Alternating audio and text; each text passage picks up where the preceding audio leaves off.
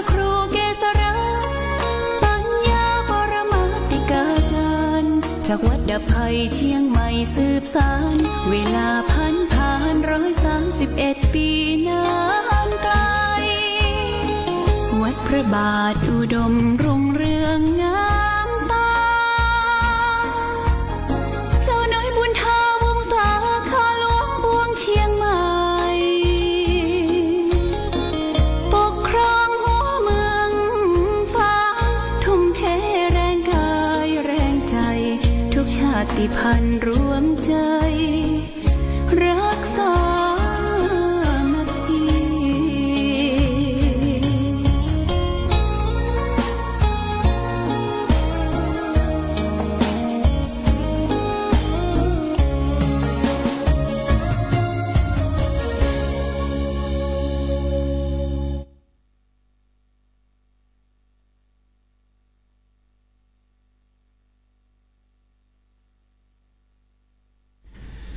เจริญสุข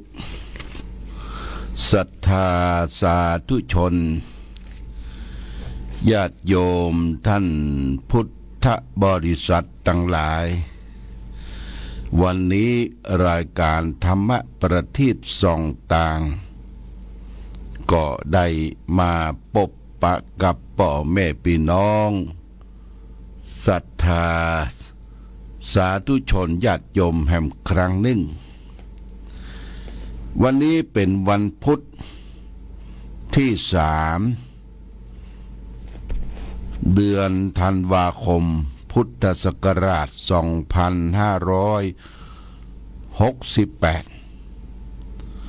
ซึ่งตรงกับเดือนอ้ายไต้เดือน3เหนือขึ้น13ค่ำปีมะเส็งงูเล็กวันนี้อากาศก็เน็บหนาวขึ้นมาแหมน้อยหนึ่งตอนเช้านี้จะมีหมอกมีเหมยตกลงมา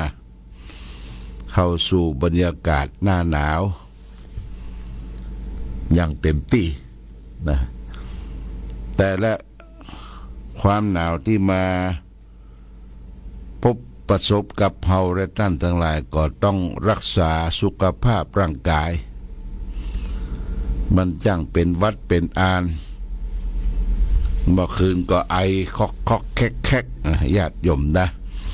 นี่ต้องดูแลตัวเองตัวเก่า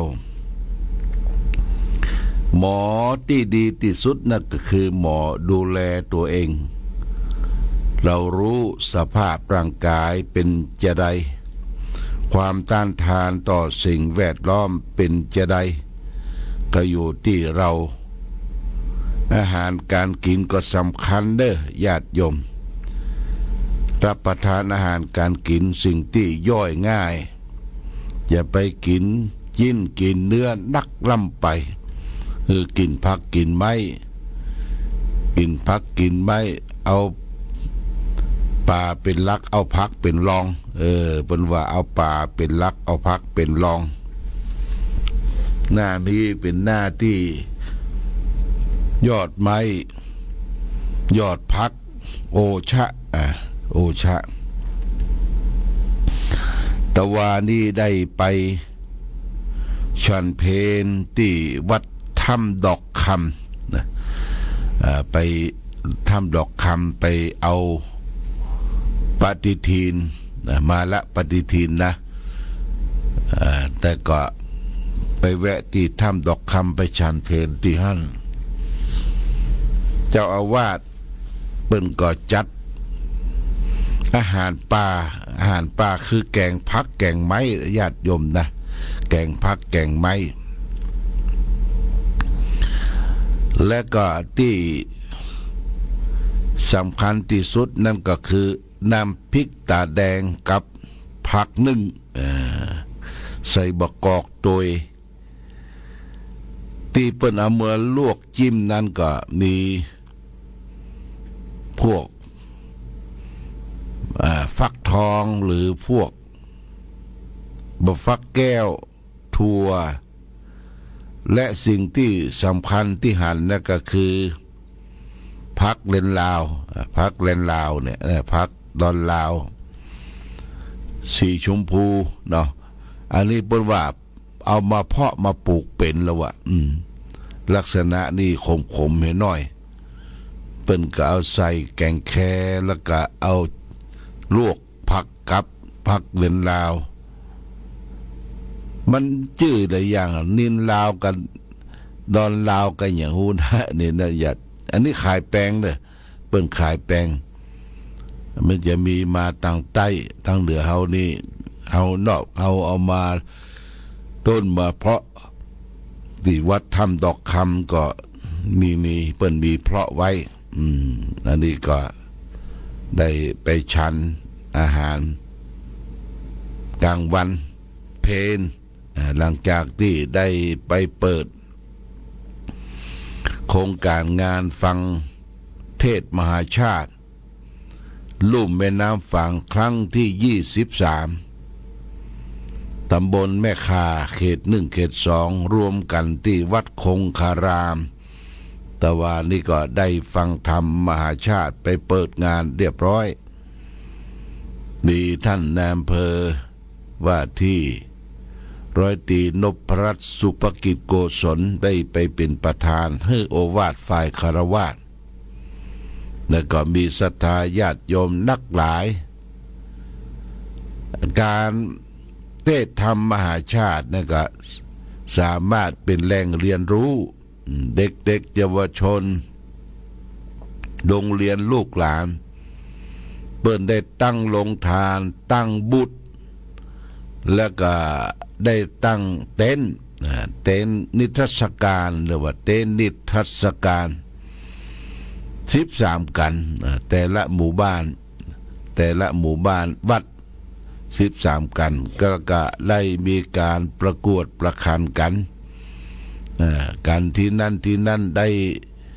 รางวัลที่3ที่2ที่1ก็ชมความ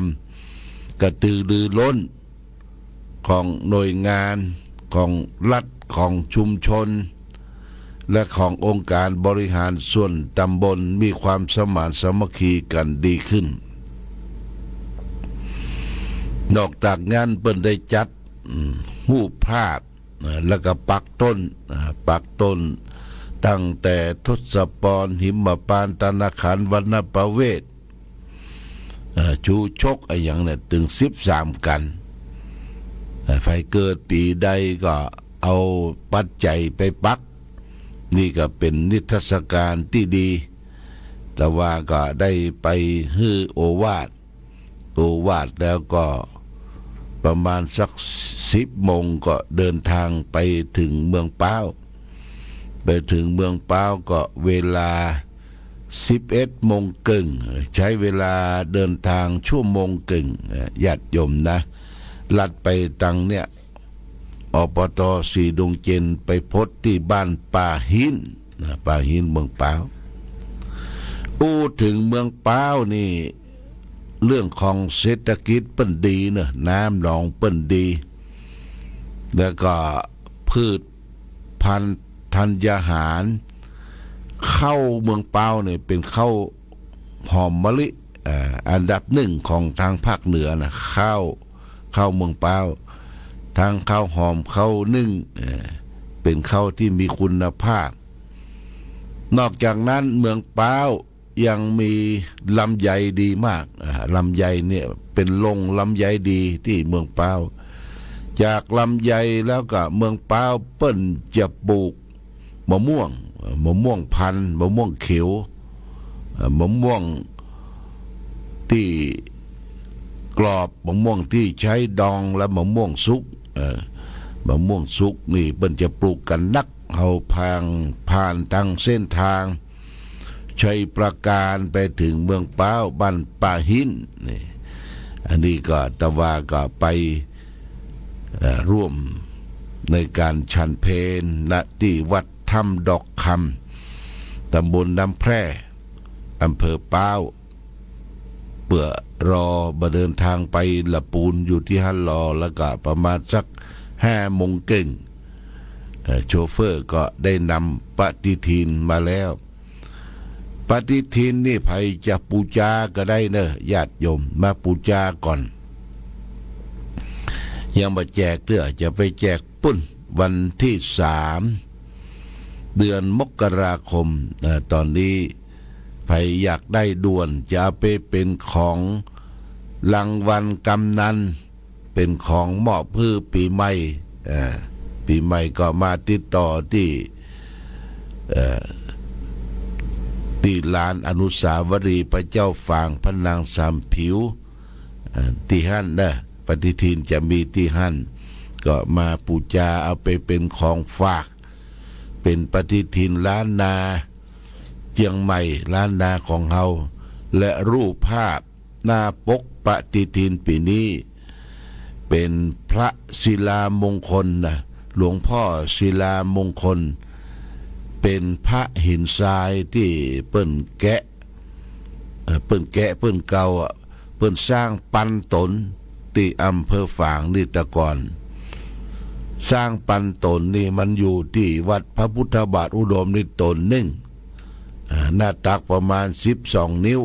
เป็นพระหินศิลาหลวงพ่อว่าโอ้เป็นพระเก่าแก่อายุ545 ปี545 ปีก็เอามาเป็นหน้าปกปฏิทินนะหน้าปกปฏิทินใครจะมาปูจาก็ได้เนอะปฏิทินที่ลานอนุสาวรีย์พระเจ้าฝางที่คุณสายใจหานตระกูลได้ทุกเวลาปฏิทินมาแล้วนะอันนี้ก็แจ้งญาติโยมท่านสาธุชนทั้งหลายได้รับทราบวันนี้วันที่3วันพุธวันที่3วันนี้ก็ถือว่าเป็นวันที่เราได้เชิญชวนนัดหมายศรัทธาญาติโยมที่จะมาร่วมกันบวชเนกขัมมชีพรามนุ่งขาวห่มขาวในงานวันพ่อแห่งชาติวันพ่อแห่งชาติอยู่ที่วันที่5นะวันที่5เราก็มาบวชจำศีลภาวนาอยู่ที่วัดพระพุทธบาทอุดมนะสำนักปฏิบัติธรรมประจำจังหวัดแหล่งที่21นะจะมานักมาน้อยมาเป็นการสำคัญญาติโยมถ้ามาได้ก็มาหลวงพ่อก็จะอยู่ตั้งแต่ถึงวันที่6วันที่3ถึงวันที่6วันที่5นั่นก็เป็นวันคล้ายวันพ่อแห่งชาติวันประสูติของสมเด็จพระสมเด็จพระเจ้าอยู่หัวรัชกาลที่9ภูมิพลอดุลยเดชนะเป็นวันพ่อแห่งชาติแล้วก็เขาก็จะมีการฟังธรรมมสัญจรครั้งที่1ณที่ลานอนุสาวรีย์พระเจ้าฝางพระนางสามผิวญาติโยมก็ไปร่วมกันฟังเทศน์ฟังธรรมนุ่งขาวห่มขาวก็ถ้าไป9 โมงนี่เขาก็จะไปชมไปพอในการแข่งขันกองปูเจกองจุ้ม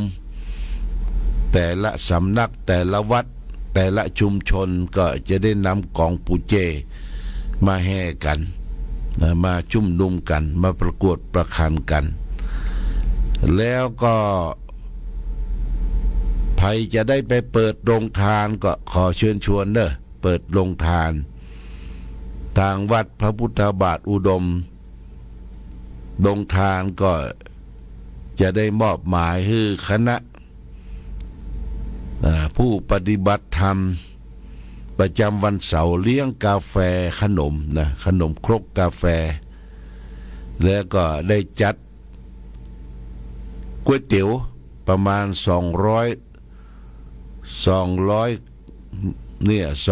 ถ้วยนะเตรียมไว้นะญาติโยม200ถ้วยแล้วจะมีอย่างหลายๆอย่างก็ขอเชิญชวนญาติโยมได้ไปร่วมกันฟังเทศน์ธรรมสัญจรแล้วก็จะได้ถวายภัตตาหารเพลแด่พระสงฆ์สามเณรปืนวิหารพระเจ้าละแข่งนะญาติโยมปืนวิหารพระเจ้าละแข่งถวายภัตตาหารเพลที่หั่นอันนี้อาหารการกินสำหรับกับข้าว เอาไปร่วมกันโมทนาด้วยกันก็ขอเชิญชวนทางวัดพระพุทธบาทอุดมนี่ก็ทำก๋วยเตี๋ยวกับแกงแคแกงแคนี่เป็นแกงสมุนไพรญาติโยมแกงแคบอกว่าเป็นแกงแคสมุนไพรผักไม้ไส้เครือต่างๆจักข่านจักไข่บอกแควนเนี่ยใส่หอมขึ้นนี่แกงแคนี่แกงแคแล้วก็ทำก๋วยเตี๋ยวเลี้ยงกันอันนี้ก็ขอเชิญชวนญาติโยมเวลาบ่ายโมงเนอะบ่ายโมงก็จะได้ฟัง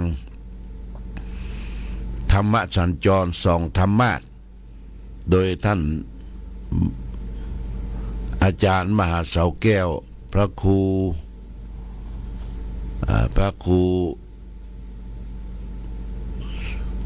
วัดปุ้นพระธาตุจอมพ่อพระธาตุจอมพ่อแล้วก็ท่านพระครูอภิวัตวัฒนวิกรมโดยรอปากดังเจริญนี่จะมาเป็นองค์แสดงปาฐกองค์เทศนอกจากนั้นจะมีหลวงปู่ดอยหลวงปู่หลายตนได้มาร่วมกันยังมีโคศกก็มีตุลุงยองมีท่านมหาสมชาติจะมาร่วมกันก็ขอเชิญชวนได้ญาติโยมนะญาติโยมท่านสาธุชนได้ไปร่วมกิจกรรมในการฟังธรรมะสัญจรเปิ้นได้พิมพ์ซองไว้ซองนั้นบ่งบอกว่าทำฟังธรรมะสัญจรแล้วก็ร่วมกันทอดผ้าป่าร่วมผ้าป่า โทษรวบผ้าป่า 84,000 กองละ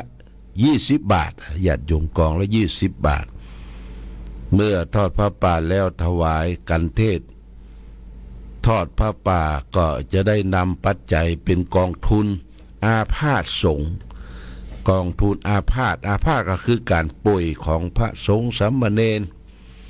อยู่ตามวัดบาอารามต่างๆเป็นคนไข้ติดเตียง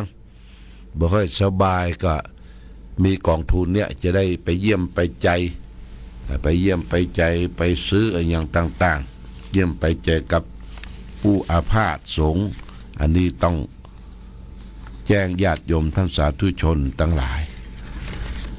ตะวานี้ก็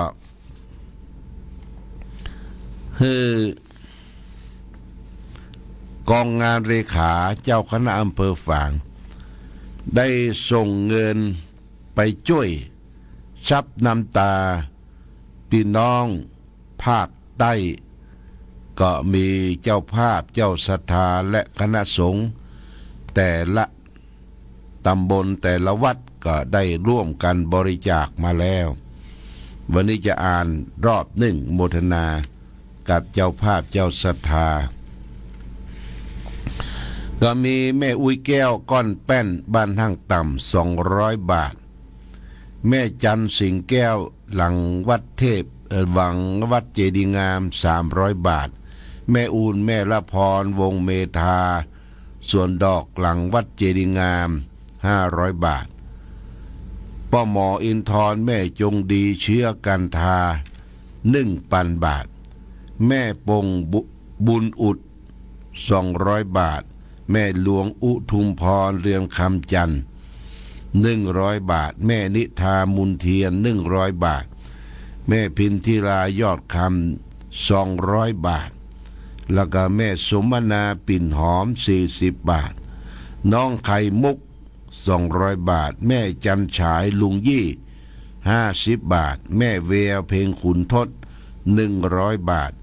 แม่อำพันธ์อินทวงศ์100 บาทแม่เขียวเจริญทรัพย์40 บาทแม่ชีลู20 บาทแม่สมศรีสิทธิกิจ40 บาทแม่จันฟอง20 บาทแม่ชุนพิมานสิริบูรณ์40 บาทคุณครูทิลินรัตนดาวธนิตธัญบูรณ์1,000 บาทแล้วก็ติดตามมาโดยแม่อัมภัยสิริมิตรตระกูล500 บาทแม่บัวพัดอุลัน 100 บาทแม่คำน้อยสุปัญญา100 บาทแม่มีแม่อามแม่แดงพร้อมด้วยบุตรหลานบ้านปังปอย450 บาทแม่สมบูรณ์ปันคำ50 บาทแม่จ้อยเมืองใจ50 บาทแม่คำผง100 บาทแล้วก็มีเพิ่มเติมป้ออุทัยนักเรียนผู้สูงอายุอบต.เวียง100 บาทรวบรวมปัจจัยทั้งหมดที่ศรัทธาญาติโยมได้มาร่วมทำบุญเป็นปัจจัยอยู่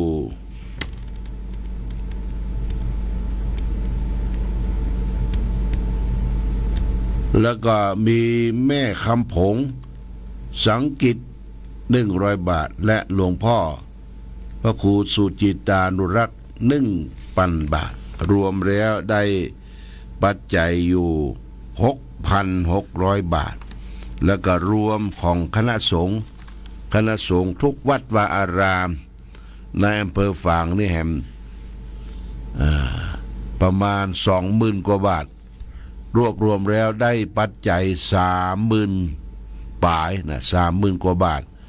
แล้วก็กองงานเลขาได้จัดส่งไปช่วยพี่น้องภาคใต้เหลือ 30,000 บาทเต็มๆนะญาติโยมตั้งป่ายมันเฮาบ่ได้ส่งไปก็เอาไว้เป็นกองทุนที่จะเตะเนี่ยนิดหน่อยเนาะส่งไปเต็มอัตราเต็มได้ 30,000 บาทโมทนาสาธุแล้วก็มีคุณกนกพิษชัยนาบ้านห้วยงูในเจนา 2,000 บาทนะโมทนาสาธุเนอะโมทนาสาธุกับทุกท่านแล้วก็ได้ให้ได้หอมได้ช่วยเหลือเฟื่อฟายซับน้ำตาพี่น้องหาดใหญ่สงขลาไปเป็นที่เรียบร้อยส่วนของอำเภอฝางเราได้ 30,000 บาทได้ส่งไป 30,000 บาทก็เป็นปัจจัยที่นักพอสมควรสำหรับที่เรามีจิตศรัทธาร่วมด้วยช่วยกันเราได้รับผลกระทบทางภาคเหนือทางภาคอื่นเพิ่งก็มาช่วยกันไปช่วยกันมานี่เป็นการสงเคราะห์ซึ่งกันและกันนี่ก็ขออนุโมทนาสาธุกับทุกท่านวันนี้ได้มาพบก่อนที่จะได้จากกันก็ได้นำสาระธรรมะนำมาฝากให้แก่ศรัทธาญาติโยมท่านสาธุชนทั้งหลายวันนี้เอาเรื่อง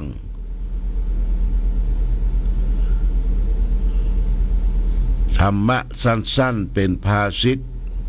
ที่จะได้นำมาฝากวันนี้เอาเรื่องทุกขวักคือหมวดทุกนะหมวดทุกวันนี้ที่พระพุทธเจ้าตรัสไว้จารึกไว้ในพระไตรปิฎกเล่มที่25หน้า42คุตตกนิกายธรรมปรัตถกถาเรียกว่านัตถิขันธสมาทุขานัตถิขันธสมาทุขาทุกเสมอด้วยขันไม่มีทุกเสมอด้วยขันไม่มีคำว่าขันนี่ก็คือขันห้าเนี่ยญาติโยมขันห้าอยู่ในตนตัวเฮาทั้งหมดที่เกิดมาเป็นมนุษย์ในโลกเนี่ยมีขันห้าเหมือนกันหมด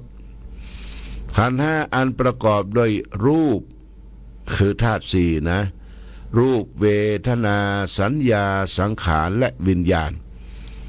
เนี่ยขันห้าเหมือนกันหมดนะ